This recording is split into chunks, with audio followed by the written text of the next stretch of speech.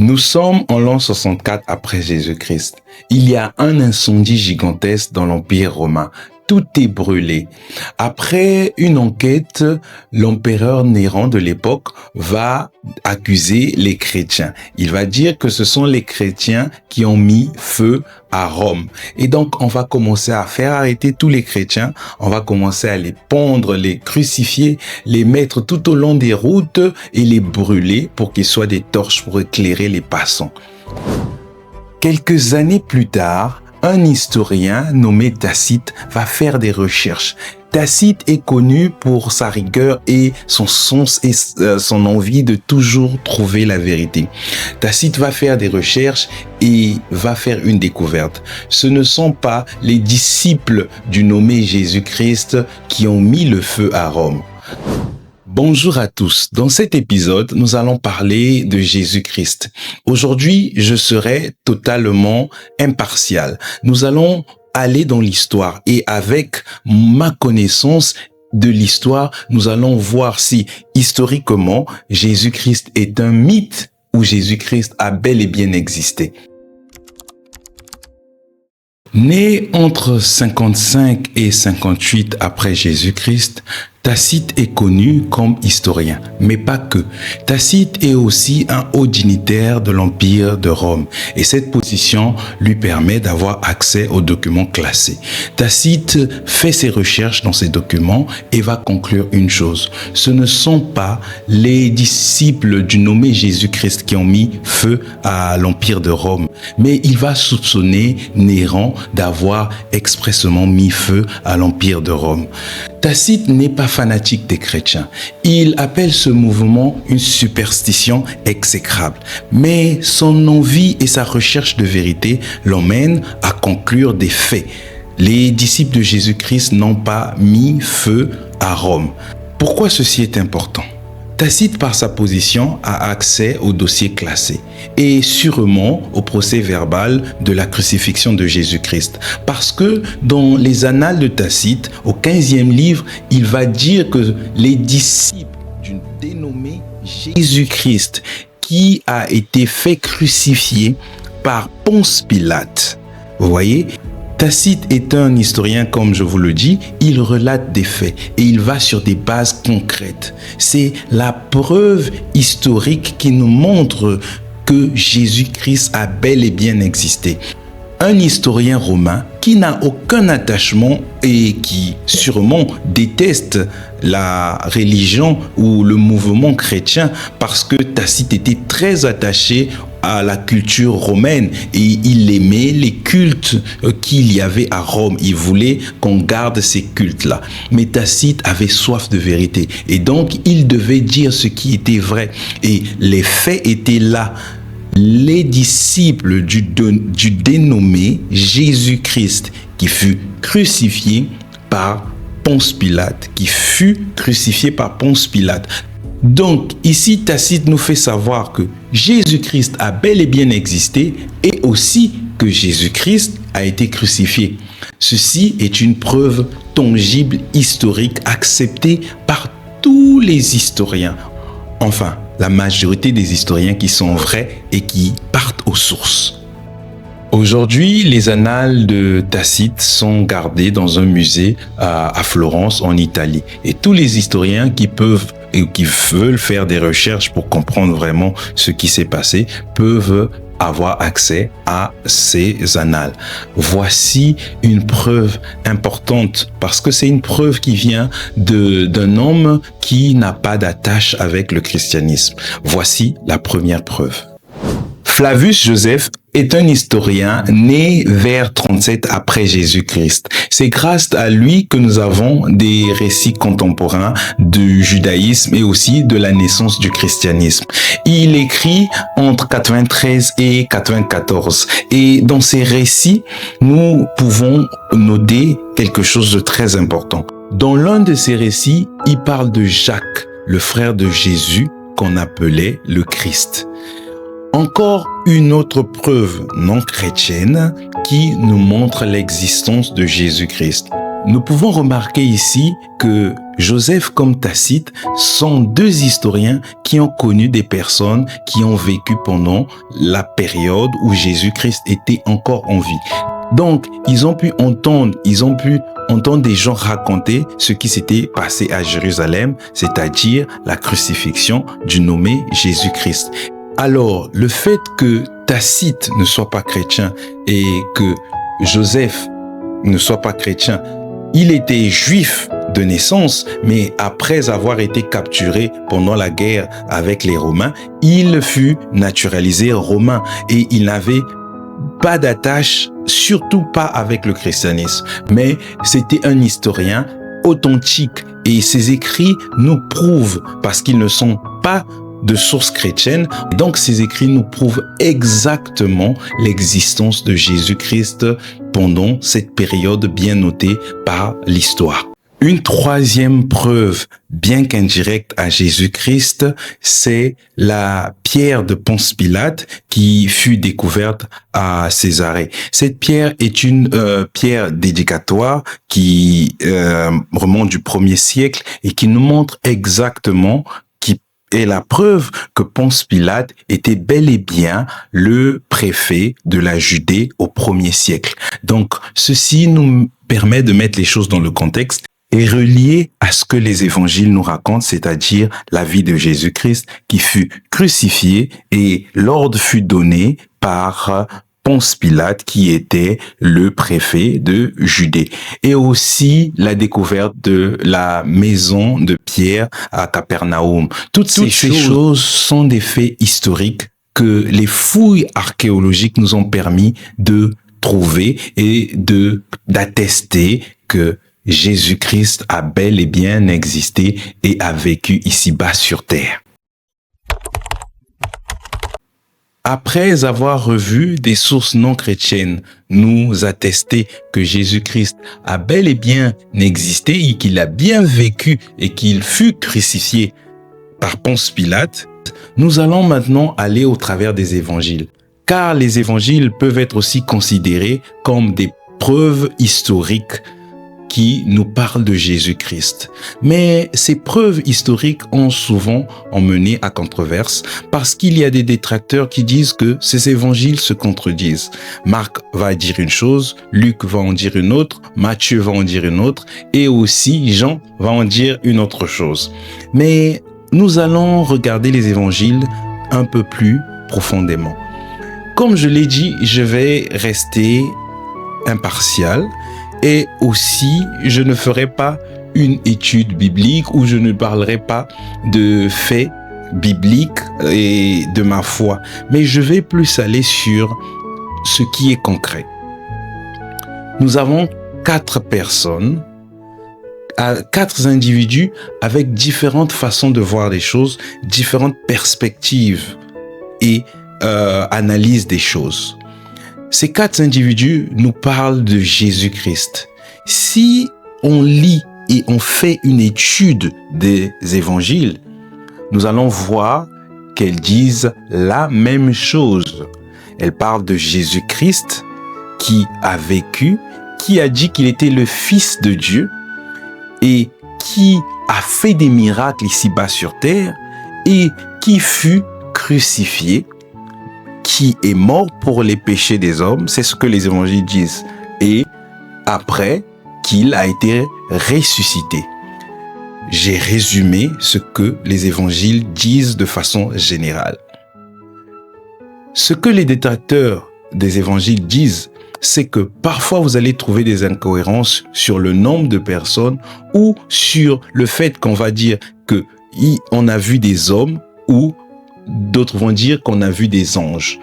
Par exemple, pendant que Jésus va guérir des aveugles, l'un va dire qu'il y avait 2 aveugles, l'autre va dire qu'il n'y en avait qu'un seul.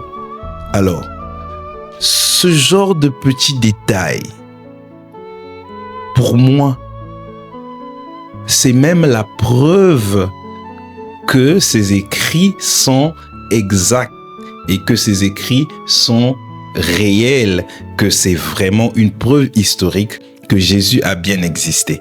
Attendez, je vais m'expliquer. Si et seulement si les évangiles à la virgule près disaient la même chose, c'est-à-dire les 4 évangiles, alors que ces 4 différentes personnes avec 4 différentes façons d'analyser les choses, à différents points ils n'étaient pas au même endroit pendant qu'ils écrivaient ces évangiles, écrivent la même chose à une virgule près, je me dirais que cela a été falsifié. C'est quelque chose qui a été fait juste pour nous vendre un Jésus qui n'a jamais existé. Mais nous sommes humains, c'est-à-dire Jean écrit et Jean a une éducation. Jean est quelqu'un peut-être qui est plus attaché à des choses spirituelles.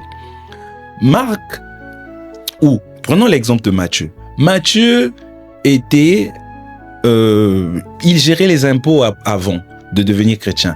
Et donc son analyse sera différente des choses. Imaginez que nous assistons à un accident. Prenez un accident d'une voiture et vous prenez 4 témoins d'un accident. Vous les mettez dans des salles différentes. Vous leur dites de raconter l'accident. Ce ne sont pas les mêmes choses qui vont marquer les personnes qui ont assisté à l'accident. Les différentes personnes n'auront pas vu les choses du même angle. Et donc, ils vont raconter avec leurs mots, avec leur perception des choses. Mais ce qui va rester la source ou la vérité sur l'accident, c'est qu'il y a eu un mort, par exemple, ou pas. C'est que il s'est brisé la tête. Tout le monde le verra qu'il y avait la tête. Même ce genre de détails, parfois, l'autre n'a pas fait attention, vous voyez. Donc, ces détails ne montrent pas que Jésus n'a pas existé, au contraire, ou que les évangiles ne sont pas vrais. Au contraire, ce genre de détails nous montre que les évangiles, c'est comme un diamant à différentes façades. Et les différentes façades que nous regardons vont nous donner les différents angles. Et cela ne veut pas dire que ce n'est pas le même diamant, mais cela veut seulement dire que nous regardons le diamant sur différents angles.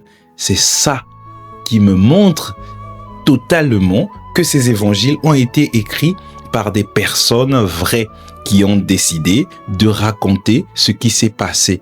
Et avec leur perception des choses, ils ont écrit des choses. Mais quand vous regardez les évangiles, si vous laissez ces petits détails, le nombre de personnes, ou est-ce que c'était un ange ou un homme, toutes ces petites choses-là nous montrent seulement que ce sont des humains qui ont écrit les évangiles et ils ont relaté ce qu'ils ont vécu. Et ce qui montre aussi que c'est vrai, c'est parce que ils ne disent pas la même chose à la virgule près, mais ils racontent selon leur perception. J'aurais voulu avoir plus de temps pour parler de ces choses et aller dans les détails pour mieux m'expliquer et cela peut-être va vous aider à bien comprendre. Mais j'espère que vous avez compris mon propos sur les évangiles. Alors, pour résumer, nous allons voir des preuves non chrétiennes, mais historiques, archéologiques, qui montrent que Jésus a bel et bien existé, qu'il a vécu sur terre et aussi qu'il a été crucifié. Jusqu'à présent, tout ce qui est attesté, c'est qu'il a vécu, qu'il est mort, crucifié. Mais jusqu'à présent, rien ne nous atteste qu'il est ressuscité. Or que pour les chrétiens, c'est la base. Le fait que Jésus-Christ soit ressuscité, c'est pour cela que les chrétiens croient en Jésus-Christ. Alors ici, je vais donner mon avis. Ici, je n'irai pas sur des faits historiques, mais je vais donner mon avis. Bien que de façon indirecte, cela reste historique. Je vous ai dit que les chrétiens ont été crucifiés, comme leur maître Jésus en 64. Ils ont été fait crucifier par Néron, qui voulait cacher le fait qu'il a peut-être voulu mettre feu à Rome et il a accusé les chrétiens. Les chrétiens n'ont pas refusé de mourir pour Jésus. Ils ont accepté de mourir pour ce qu'ils croyaient. Alors, essayons de regarder. Ce sont des personnes, on est déjà d'accord que Jésus a bel et bien vécu. Nous sommes d'accord aussi que les évangiles sont vrais. Ils ont été écrits par des gens qui racontaient des histoires ils racontaient une histoire qu'ils ont vécue. Et donc, dans cette histoire, nous entendons que quand Jésus fut arrêté, tous les disciples de Jésus s'enfuirent. Ils ont fui parce qu'ils avaient peur de la mort. Ils se sont dit que ils n'étaient pas prêts à mourir. Et les évangiles nous disent que Pierre a renié Jésus. Pierre, qui était l'un des disciples de Jésus, a renié Jésus et il a fui. Alors, il a dû se passer quelque chose pour que leur façon de voir les choses change et qu'ils acceptent tous de mourir pour ce Jésus. Il n'y a qu'une seule chose que les évangiles nous disent ou que les chrétiens nous disent. Malheureusement, peut-être pour certains, mais heureusement pour moi qui crois aux évangiles. Attendez, je ne suis plus impartial. Je crois que la résurrection de Jésus est la chose qui a fait à ce que ces personnes qui avaient totalement peur de la mort se disent que cette personne-là qui est morte est aujourd'hui ressuscitée. Alors comment j'aurais peur de la mort? C'est pour cela que tous les disciples de Jésus-Christ ont accepté de donner leur vie pour leur croyance, pour leur maître, parce qu'ils savaient qu'ils auraient la vie après la mort. Si vous avez une autre explication, dites-la moi. Que des hommes qui n'avaient rien à gagner, qui autrefois fuyaient quand ils entendaient qu'ils pouvaient être tués, acceptent de mourir avec courage et bravoure. Non, il y a quelque chose qui s'est passé. Et si vous avez une autre explication, vous me la donnez. Mais la seule que moi je trouve, c'est qu'il est vrai que Jésus a été ressuscité comme ils le l'ont dit. Historiquement, il y a une partie qui montre que les Romains ont essayé d'étouffer le fait que Jésus-Christ était ressuscité. Historiquement, il est montré que le corps de Jésus avait disparu. Donc, les Romains ont dit que les disciples avaient volé le corps de Jésus. C'est peut-être vrai, mais les disciples ont dit qu'il était ressuscité. Ok, ils ont volé le corps de Jésus pour faire croire que Jésus était ressuscité. Alors, s'ils l'ont seulement volé, au moment où on dit « Ok, on va vous tuer vous aussi », ils auraient fui, ils auraient eu peur. Mais ils n'ont pas eu peur, ils ont dit « Oui, nous acceptons de mourir pour ce Jésus ». Vous voyez, il y a une chose, une dimension au-delà de ce que nous pouvons croire. Vous savez, cela me passionne de parler des choses de Dieu. Cela me passionne de parler de Jésus. Parce que c'est un être au-delà de tous les êtres. Je vous dis, si vous le rencontrez, j'accepte. Là, je ne suis plus impartial. Si vous le rencontrez vraiment dans votre vie, si vous avez vraiment vécu ce que les disciples ont vécu, vous comprendrez pourquoi les disciples ont accepté de mourir pour lui. Alors, je ne veux pas aller dans des débats ou des contradictions qui n'intéressent personne ici. Ici, moi, je veux juste montrer aux gens que Jésus-Christ a bel et bien existé. Jésus-Christ a dit qu'il était venu pour mourir pour nos péchés, que Jésus-Christ a été crucifié par Ponce Pilate, que Jésus-Christ est ressuscité des morts. Ça, ce sont des faits que nous ne pouvons pas refuser. Maintenant, si par rapport à cela, vous ne croyez pas en lui, il n'y a pas de problème. Je ne parle pas de religion, je ne parle pas de différentes croyances et de groupes. Je vous parle de Jésus-Christ seul. C'est à cause de cela que moi, j'accepte que c'est lui le sauveur de l'univers. Ce n'est pas quelqu'un d'autre. C'est par rapport à cette personnalité qu'il a été ou qu'il est que personne d'autre ici-bas sur terre n'a pu avoir cette hauteur ou cette grandeur que Jésus a pu avoir, que moi j'accepte qu'il n'y a qu'une seule vérité. Et cette vérité, elle est universelle. Et pour qu'elle soit universelle, elle doit être incarnée par une seule personne. Parce que il faut qu'il y ait un messager. Et Jésus-Christ est celui qui nous donne cette vérité. Parce que Jésus-Christ est la vérité.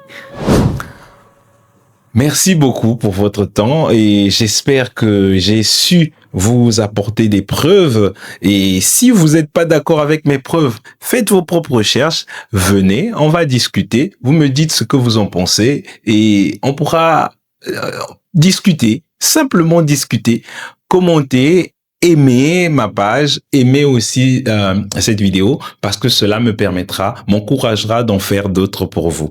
Merci de m'avoir donné votre temps et à très bientôt.